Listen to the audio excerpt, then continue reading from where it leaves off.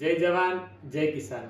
આજે મારા માટે ખુશીનો સમય કહી શકાય કે ભાવનગરથી જે કલ્પેશભાઈ ધોળકિયા અને સારું શિક્ષણ મેળવેલું છે, એગ્રી બિઝનેસમાં એમને એક્સપોર્ટનું કામ છે અને એક સારા એમ કે સજ્જન વ્યક્તિ છે, એટલા દૂરથી પણ એક મારા જેવા સામાન્ય ખેડૂતને મળવા માટે આવ્યા છે। તો હું પણ ગૌરવ અનુભવું છું અને જાણીએ એમની પાસેથી કે અમારો ડીસાનો વિસ્તાર કેવો લાગ્યો અને મારી ખેતી કેવી લાગી, એના વિશે બે શબ્દો કહેશી તો જણાવ સાહેબ। નમસ્કાર ખેડૂત મિત્રો, અહીંયા ડીસામાં આવું એ મારું એક સપનું હતું અને એ સપનું સાકાર કરવા માટે આજે મને થોડો સમય મળ્યો છે કન્વરજી પાસેથી। અને આ ડીસા તાલુકો છે એમાં સૌથી શ્રેષ્ઠ ખેતી થાય છે એનું કારણ પણ કહી શકાય કે કન્વરજીનો ખૂબ મોટો ફાળો છે।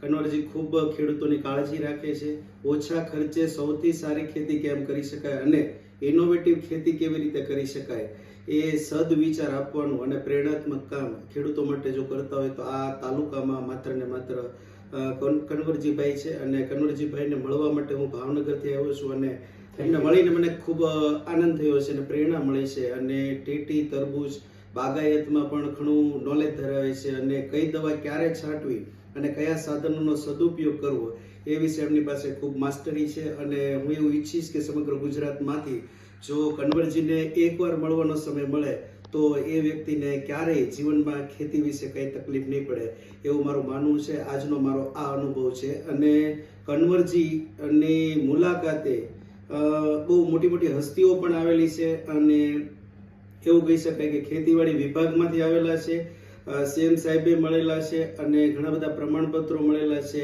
નેધરલેન્ડથી પણ લોકો આવેલા છે અને બાગાયત વિભાગના તેમજ સાયન્ટિસ્ટ વિભાગના લોકો પણ એમની મુલાકાતે આવેલા છે।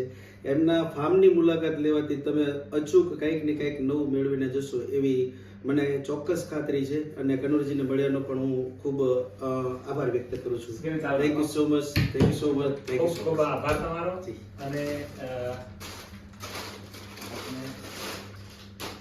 ચાલો વિડીયોમાં કીધેલો એમનું આપણે આપણા મહેમાન છે તો આપણા મહેમાન છે તો મહેમાનની મર્યાદા પણ આપણે જાળવવી જોઈએ। તમારું સ્વાગત છે। તમારા જેવા શિક્ષિત લોકો અને સજ્જન લોકો પાસેથી હજુ મારે ઘણું આગળ જવાનું છે।